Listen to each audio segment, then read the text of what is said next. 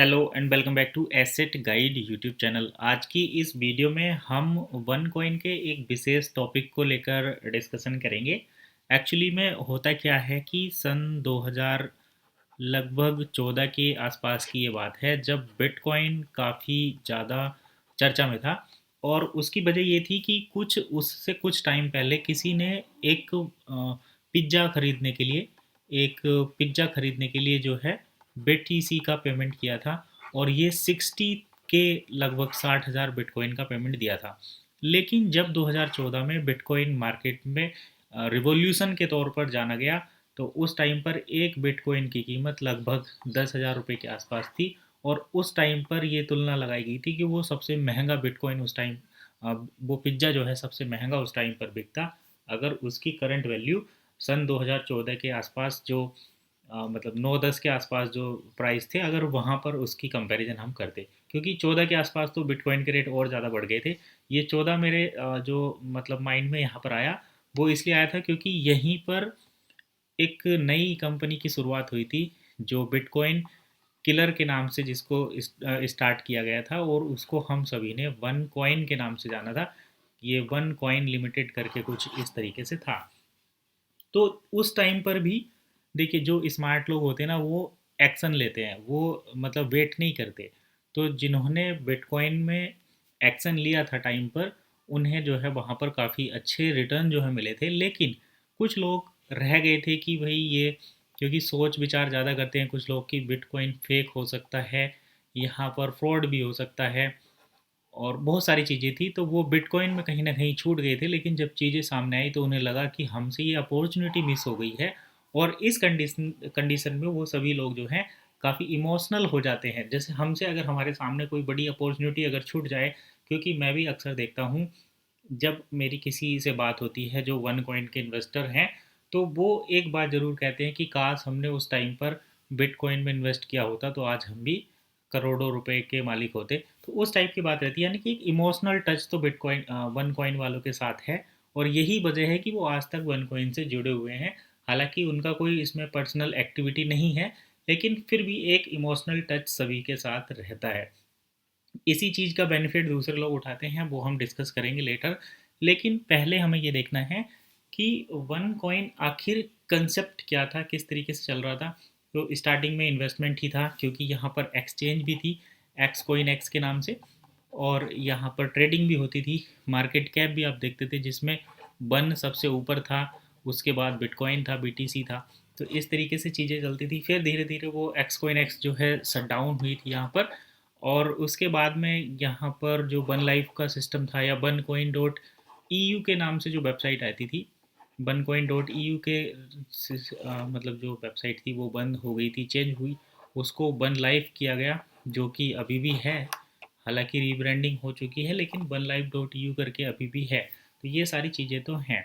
अब हमारा जो इसका वीडियो का मेन पॉइंट है वो ये कि इमोशनल जो गेम है वो रह गया। अगर हम बात करें यहाँ पर जो करंट सिनेरियो है उसमें डॉक्टर रूज़ा की, तो डॉक्टर रूज़ा फाउंडर हैं, और सारा कुछ डॉक्टर रूज़ा के अंडर ही है। लेकिन क्या होता है ना, अभी जब से ये वन इकोसिस्टम बना है, तो यहाँ पर डॉक्टर रूज़ा को जो नए CEO हैं बेंसेसिस जिलाटकोब, उन्होंने कहा है कि भाई वो रूज़ा को पहचानते ही नहीं हैं, उन्होंने वो कभी मिले नहीं हैं, ना कभी उनकी इस कंसेप्ट में डॉक्टर रूज़ा से बात हुई है।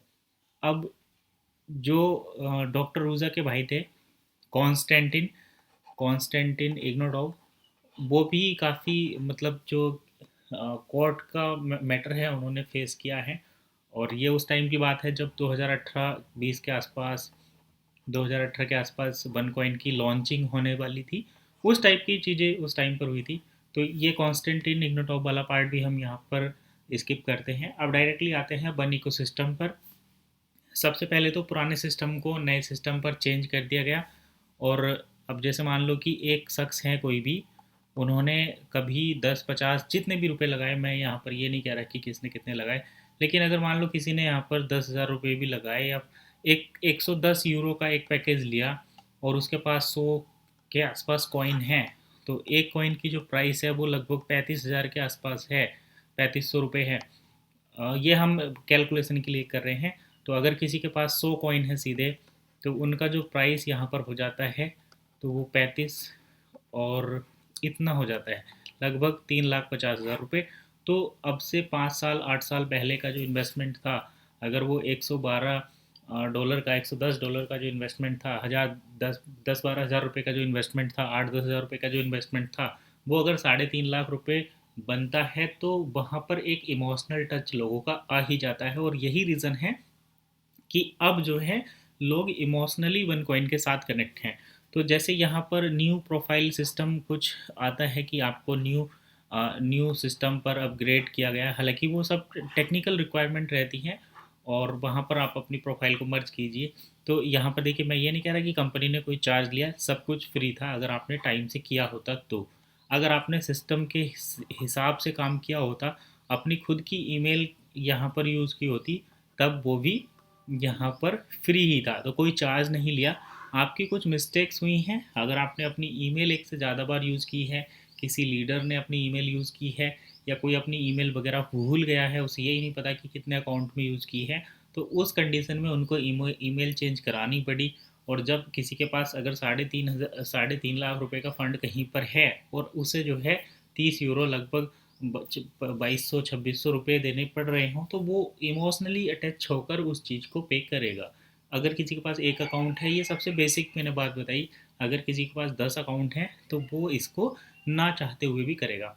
अब देखिए, एक जो बड़ा सवाल यहाँ पर आया, वो सबसे पहले से अब तक चला आ रहा है, वो है ब्लॉकचेन। तो वन कॉइन ये दावा करता है कि इनके पास अपनी ब्लॉकचेन है। पहले प्राइवेट ब्लॉकचेन थी, अभी इसको कर दिया गया है पब्लिक ब्लॉकचेन। तो जब पब्लिक ब्लॉकचेन किया गया, तो इसमें देखिए क्या होता है कि ब्लॉकचेन की रिक्वायरमेंट तो मतलब लोग बाग ये कहते थे, पहला सवाल तो ये उठता था कि भाई वन कॉइन एक डाटाबेस में है सेव, और वो केवल वन कॉइन के ही है, अपना वो हाइपोथेटिकल तरीके से प्राइस को चेंज करते हैं। लेकिन एक्चुअल में क्या था, वो कंपनी को खुद ही पता है, क्योंकि प्राइवेट ब्लॉकचेन को आप ऑडिट नहीं कर सकते, वेरीफाई नहीं कर सकते। हालांकि कंपनी के बेसिस पर उसको वेरीफाई किया जा सकता है, अगर कंपनी ये परमिशन देती है तो कंपनी ने कुछ अपने रिपोर्ट भी पहले पब्लिश किए हैं कि हमने जो ब्लॉकचेन है उसको वेरीफाई करवाया हुआ है, ऑडिट कराया हुआ है। तो वो उन सब चीज़ों पर हम यहाँ डिस्कस नहीं करते, हम डिस्कस करते हैं अभी करंट सिनेरियो में। तो अब पब्लिक ब्लॉकचेन है, उसको कोई भी वेरीफाई कर सकता है, ब्लॉक स्कैनर पर चेक कर सकता है। हालांकि वो आपका BSC स्कैन और जो पॉलीगन स्कैन है, polygon-scan.com पर 2 जगह ब्लॉक एक्सप्लोरर पर ये एड्रेस वेरीफाई होता है। उसके पीछे का क्या रीज़न है, ये हमने कंपनी ये वीडियो में बताया है। अगर आपको नहीं पता तो प्रीवियस वीडियो चेक कर सकते हैं, आपको कहीं आई बटन में या डिस्क्रिप्शन में उसकी लिंक मिल जाएगी।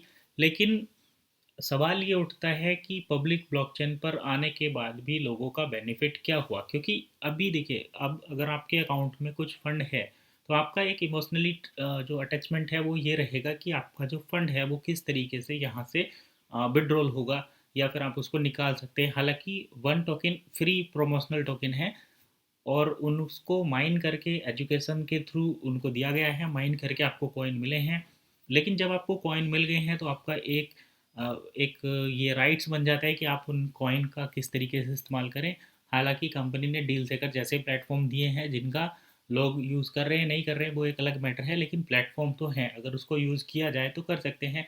लेकिन लोग खुद भी तो इतने ईमानदार नहीं हैं, वो भी 10 रुपये के प्रोडक्ट के 100 रुपये वहाँ पर लिस्ट करते हैं, और सिस्टम फिर उस तरीके से काम नहीं करता। तो ये भी एक बड़ा रीज़न रह जाता है। अभी देखिए, जब पब्लिक ब्लॉकचेन पर प्रोफाइल डिप्लॉय हुई, तो उसके लिए कंपनी ने यहाँ पर 25 यूरो की फ़ीस लगा दी। अब आप कुछ लोगों ने पहले ईमेल चेंज के नाम पर फ़ीस पे की, अब वो प्रोफाइल डिप्लॉयमेंट के नाम पर चेंज कर रहे हैं। हालांकि ये फ्री था, अगर आप सिस्टम को फॉलो करते तो ये फ्री था, लेकिन ये प्रोफाइल डिप्लॉयमेंट फ्री नहीं है, इसमें आपको 25 यूरो पे करने पड़ेंगे। अगर आप नहीं करेंगे तो आपका सिस्टम पुराने वाले कॉइन पर ही रहेगा। तो इसके क्या यूज़ होंगे वो हम इसके बारे में तो नहीं चर्चा यहाँ पर कर रहे। लेकिन फ़िलहाल यही है कि नई वाली जो ब्लॉकचेन आएगी वो कितनी कारगर होती है। वहाँ पर जो उनके कॉन्टैक्ट एड्रेस है, उसमें जो कंपाइलर बग है, कंपाइलर बग हमें शो होता है, पर उसके बारे में अभी कंपनी ने कुछ नहीं किया है, या फिर हमें कोई उधर से कुछ जो आउटपुट है वो नहीं मिला। दूसरा ये कि जो कंपनी के लीडर्स हैं वो भी यहाँ पर एक्टिव नहीं है, और जो फॉरेन फॉरेन के जो एक्टिव है वो भी नहीं है। हालांकि मर्चेंट जो हैं उसके बारे में भी कुछ यह भी यहाँ पर नहीं मिलता है। जो मर्चेंट हैं, जैसे लो कूपन वाले मर्चेंट आए थे, उन्होंने कार वगैरह डिलीवर की थी, तो काफ़ी उस टाइम पर एक हल्ला सा हुआ था कि भैया अब वन कॉइन का कुछ होने वाला है, गाड़ी वगैरह डिलीवर हो रही हैं। लेकिन कुछ टाइम के बाद उन्होंने अपना ऑपरेशन शट डाउन कर दिया। अभी साउथ में कुछ गोल्ड वाले मर्चेंट हैं, उनका पता नहीं क्या रिजल्ट आएगा, क्योंकि जब तक लिक्विडिटी नहीं मिलेगी तब तक वन का कोई यूज़ नहीं होगा। और अब तो हम इसको ओ कह सकते हैं, क्योंकि अब ये ओ के नाम से टोकन है। हालांकि कंपनी को वन इकोसिस्टम के राइट्स तो लोगो वगैरह दिखाते हैं, लेकिन जो ओ है उसके जो चीज़ें हैं वो भी काफ़ी सर्च करने पर अभी तक हमें रिसीव नहीं हुई। तो ये वीडियो काफ़ी लंबी हो जाएगी अगर इसी डिस्कशन को मैं आगे बढ़ाता रहा तो। अभी फ़िलहाल मैं इसको यहीं पर बाइंड अप करना चाहूँगा। नेक्स्ट वीडियो में नई टॉपिक, मतलब इसी टॉपिक को आगे बढ़ाएंगे, या फिर नए टॉपिक के साथ फिर से हाजिर होंगे। काफ़ी दिनों से, लगभग 2 दिन हो गए, कोई अपडेट नहीं आया था, इसलिए ये अपडेट वीडियो थी। और अगर आपको इसमें कुछ भी अभी तक ऐसा लगा हो जो पॉइंट कहीं पर आपका कुछ करेक्ट करना हो तो आप कमेंट कर सकते हैं, या फिर कुछ नई चीज़ें जो पूछनी है तो भी आप कर सकते हैं।